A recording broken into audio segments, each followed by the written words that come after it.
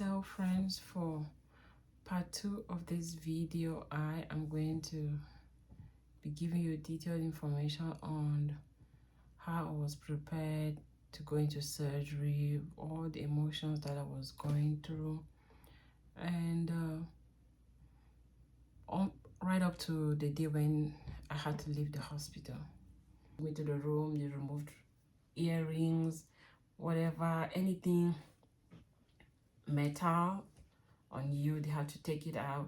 So they removed my earrings. I don't know if I had a ring on that day. And my husband was still home because he had to look for some way to keep our daughter, and you had not even succeeded. And they told me that I have to go into surgery. I couldn't reach my mom because my mom is in Cameroon, and back then she was in the village, like in the countryside, where network, they have to look for a place that has network to call you. You cannot just reach them. I called, but of course it didn't go through. But then the only person I could reach was my younger brother. I called him. I told him, this is the situation. I don't know if I'm going to make it. The doctor said he cannot guarantee me that I'll come out alive, or the baby will come out alive, or what will happen, but he promised that he was going to do his best. I was talking and crying, and I didn't know if that was going to be our goodbye. Each time I think about this, I always get emotional because it's scary to think that this might be your last moment. I was also thinking about my husband. I'm like, what will happen to him? Like, how is he going to raise our daughter alone? It was a very frightening moment. I didn't know what the outcome would be, and but I had to leave it to fate. I prayed, cried. Sorry guys.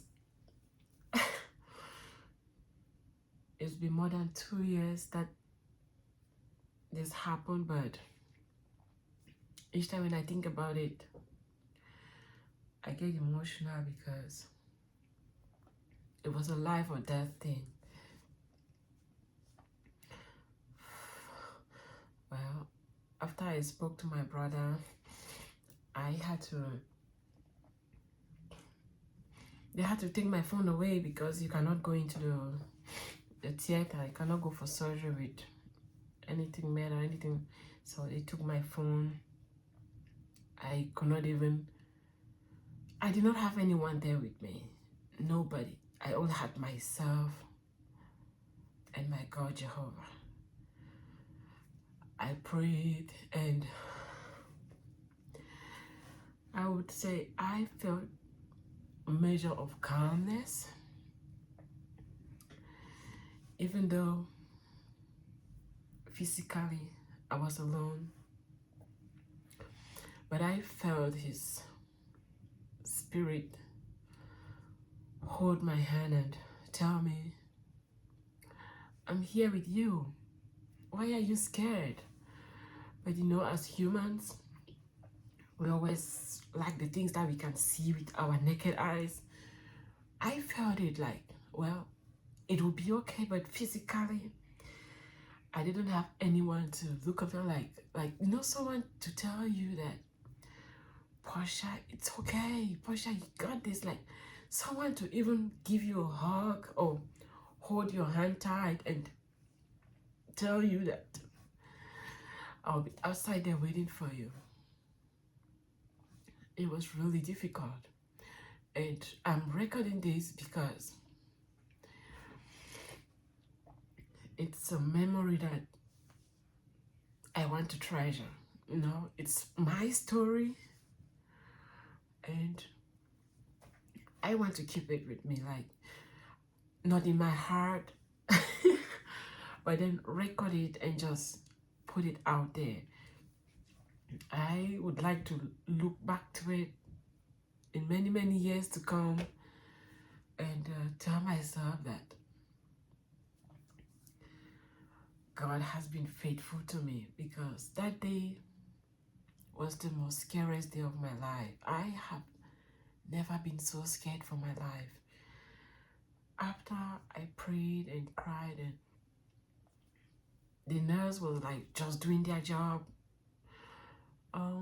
Emotionally, the nurse was not helpful. The nurse was like, okay, I have to take your earrings out. You have to give me your phone.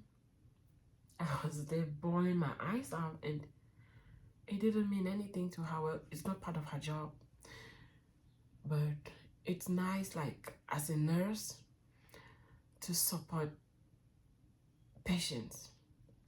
I didn't have any family there with me. At the least the nurse could do was not give false reassurance and all that. But I don't know how to put it, but just try to show that you care would have gone a long way. But I am happy that I am here now to tell my story. They wheeled me into the theater. They had like all their tools, the knives and whatever thing they were to use. It was there, but they had it covered with a white cloth. You know, it's scary for patients to come in and see all the knives. So they made me sit up because they had to give this anesthesia. The anesthetist came and they were trying to be funny. They were just asking me some silly questions, and I was talking and crying. I am a crybaby, first of all, and in addition to not having someone there with me, not knowing if I'll come out alive, not knowing if my baby will come out alive, worrying for my family and my loved ones out there, I was just crying, like, you know, well, they say some people mourn their death before they actually die. I think I was already mourning. I didn't know if I would come out alive, so they sat me up, they anesthetist, like they injected that, and before I knew it, I was just laying down there quietly. I didn't know what they were doing. I couldn't hear anything because the thing knocked me out. And when I woke up,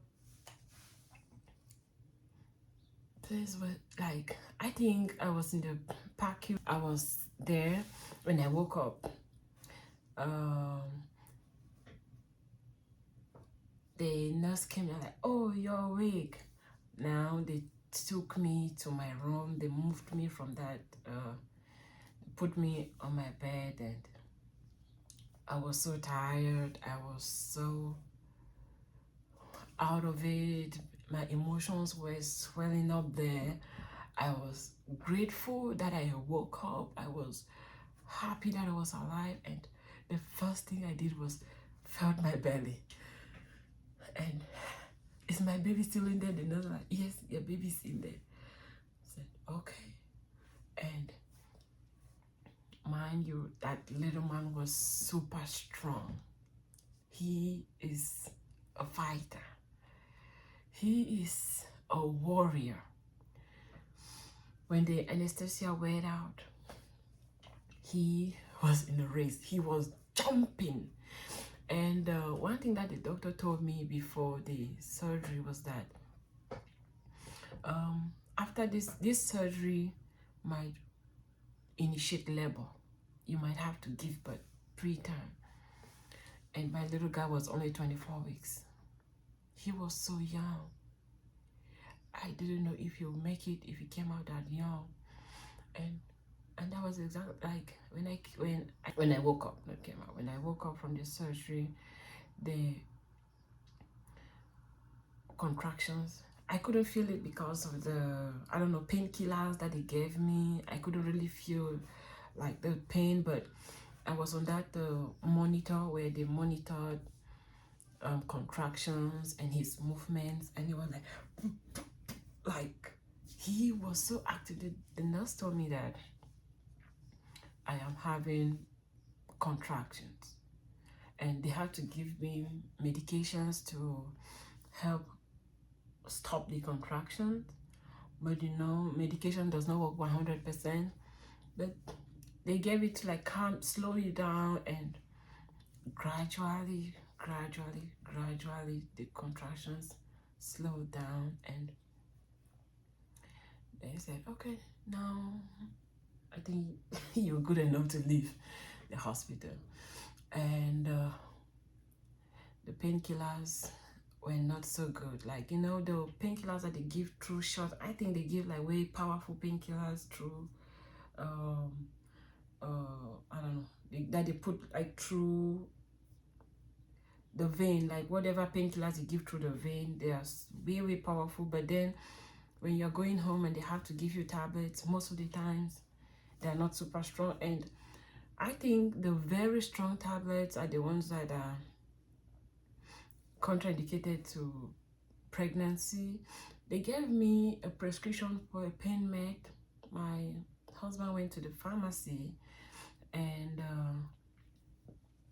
the pharmacist told him that this medication is not good for a pregnant person.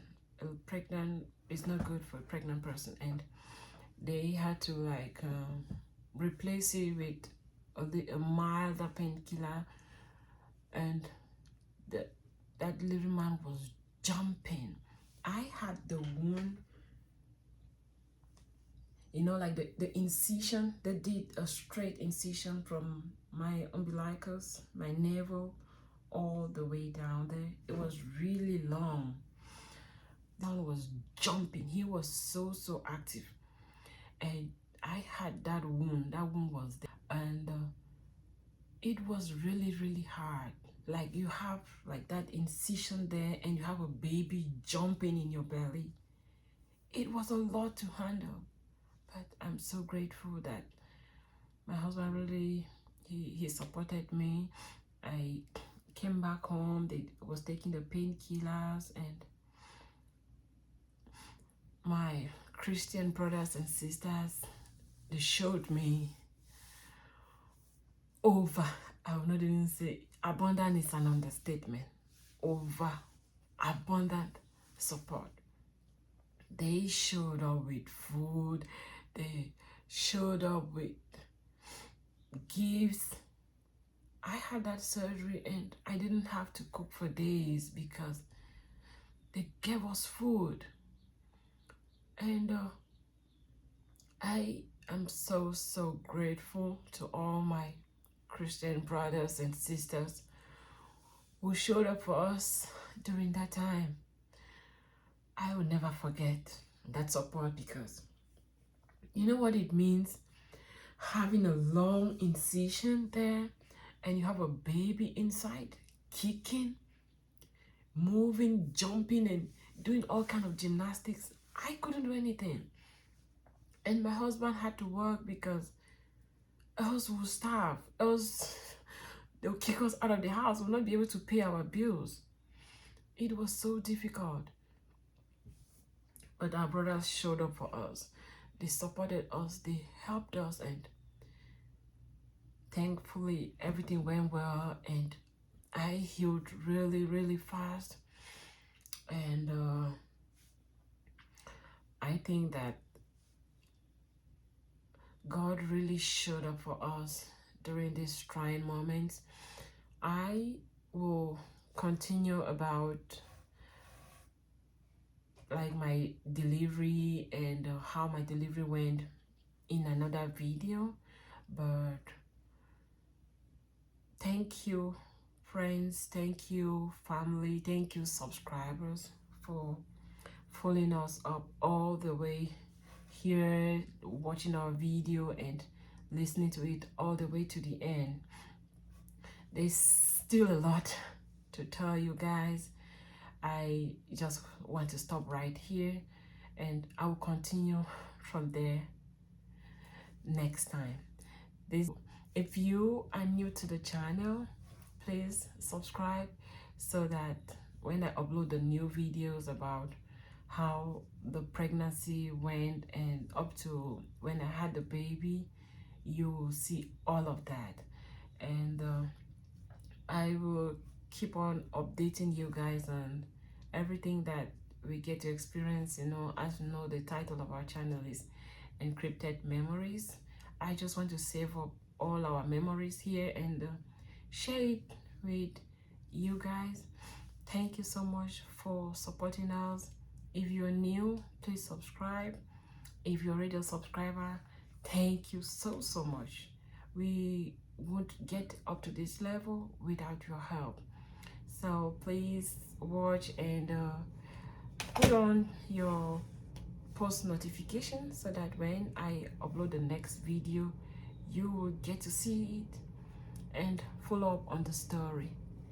Until then, thank you so much. Stay blessed. And one thing that I would like to leave out there is that instead of focusing on the challenges that we experience, when we focus on the blessings, it helps us to be more grateful, and it puts us in a happy state. You know, I try not to focus on the negative, but to focus on the positive, because that is what makes your memories beautiful. It makes you want to look at those memories because you focus on the good things that came out of whatever experience you had to go through. I know that my experience, it might be just a tiny piece of drop on the ocean as compared to what some other people have gone through or are going through. My heart goes out to all of you out there who are facing challenges, but let's just continue to be positive, and I will see you in our next video. Thank you so much for watching. Once again, my name is Portia, and I will try to keep you guys on the loop on what happened next when I record the next video. Bye bye.